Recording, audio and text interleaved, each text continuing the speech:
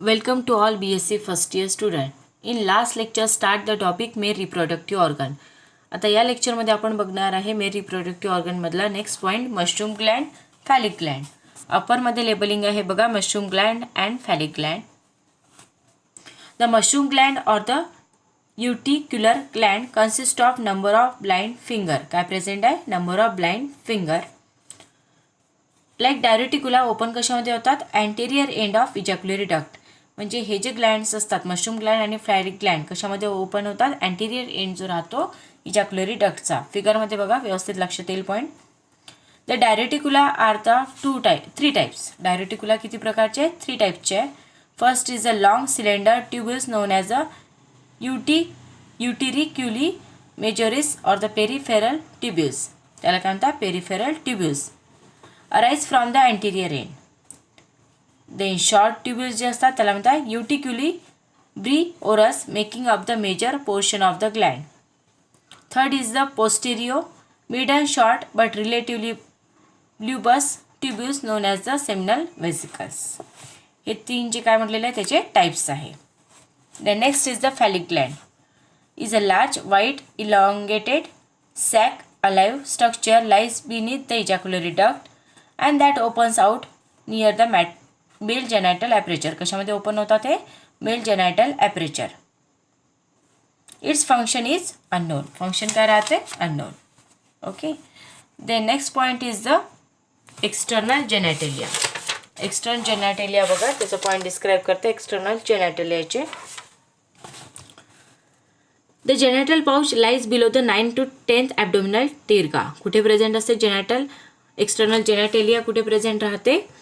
9 to 10 abdominal टिर्गामध्ये. Okay.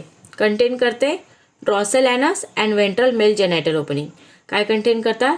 ड्रॉसल anus and ventral male genital opening. Associated with the latter are the phallic organ or gonapophyses which help कशासाठी करते? Fit कॉप्युलेशन्स. And associated कशासोबत असते? फॅलिक ऑर्गनसोबत किंवा गोनोपोफॅसिससोबत. गोनोपोफॅसिस consist करते 3 irregular किटॅनियस process. Total काय? 3 irregular chitinous processes आहे. Left, right and ventral phallomeres. काय म्हणलेलं आहे? Left, right and ventral phallomeres. Right phallomeres consist of 2 horizontal opposing plates, a sickle shape hook.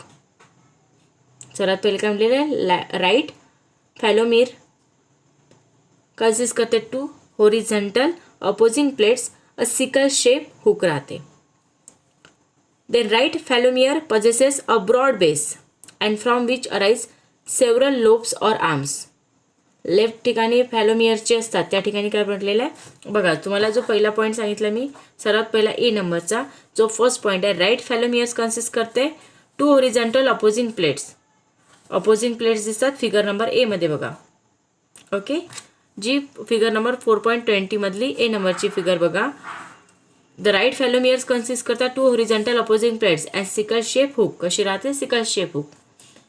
त्याच्यानंतर बी नंबरची फिगर बघा. Left phallomeres possesses broad base. Base कसा असतो? Broad. From which arises several lobes or arms. Several lobes किंवा arms असतात. Long cylinder lobe the titillator. जो सर्वात long and cylinder lobe असतो त्याला म्हणतात टिटॅलिटर. अँड कर हुक. या ठिकाणी काय प्रेझेंट असते? कर hook. Lies on its extreme left. कुठे प्रेझेंट असते? एक्स्ट्रीम लेफ्टमध्ये. And on its right is a short lobe pseudo penis. काय म्हटलेलं आहे? राईट साईडनी जो शॉर्ट लोब असतो त्याला म्हणतात pseudo penis. And broad hammer like head. Broad hammer like काय असते? हेड असते. पुन्हा पॉईंट सांगते बघा. लॉंग सिलेंडर लोब असतो त्याला काय म्हटलं आहे? टिटॅलिटर. ओके. लेबलिंगसुद्धा दिलेली आहे फिगर 4.20 मधली बी मध्ये. देन त्या ठिकाणी त्याला म्हटलेलं आहे कर हुक. काय असते? कर हुक. टिटॅलिटरमध्ये त्याला म्हटलेलं आहे कर हुक असते आणि लाईज कुठे असते? एक्स्ट्रीम लेफ्ट साईडनी. आणि राईट ठिकाणी राईट काय? शॉर्ट लोब ज्याला म्हणतात pseudo penis with a broad hammer. त्याला म्हटलेलं आहे broad hammer like here broad hammer like head. and inner to the are three short soft lobes, one of which called aspirate lobe. त्याला काय म्हणलेलं आहे? Asperate lobe bears a curve hook. त्या ठिकाणी काय आहे? Asperate lobe bears a curve hook.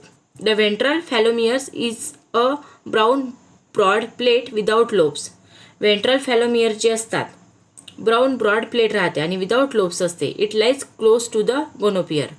कुठे असते? Close to the gonopore. Then the sperm possesses into the seminal vesicles and glued together to form a spermatophore and from the secretion of seminal vesicles. पुन्हा point सांगते बघा. जे sperms असतात, okay, ज्या ठिकाणी sperms आहे, पुन्हा तुम्हाला पहिले तिसरा पॉईंट नंबर एकदा समजून सांगते बघा. जे व्हेंट्रल फॅलोमियर्स आहे, ब्राऊन ब्रॉड प्लेट असते विदाउट लोब्सची आणि त्या ठिकाणी क्लोज काय असते? To the gonopore. म्हणजे ही आहे फिगर नंबर सी. ओके, आता पॉईंट्स बघा. जे स्पर्म्स असतात ते पजेस काय करतात? पजेसेस कुठे असतात? Seminal vesicles. And glued together to form काय करतात? स्पर्मॅटोफोर. आणि फ्रॉम द सिक्रेट काय करतात? Secretion of seminal vesicles. Spermatophore pear shaped body about 1.33 mm diameter and it all composed of 3 non-cellular coats मध्ये.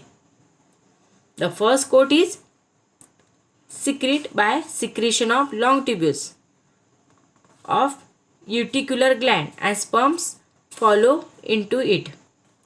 Second wall जे secret करते by the secretion of ejaculatory duct. बघा, first coat जो असतो ती 3 coat म्हटलेलं आहे ना, 3 नॉन सेल्युलर कोट्स असतात. सर्वात पहिला जो कोट आहे सिक्रेट करते secretion of long tubules of utricular gland and sperm flow करतात. सेकंड वॉल जी असते ती सिक्रेट करते secretion of ejaculatory duct and third wall जे सिक्रेट करते secretion of phallic gland. Okay, so now in this lecture this topic completed. Thank you.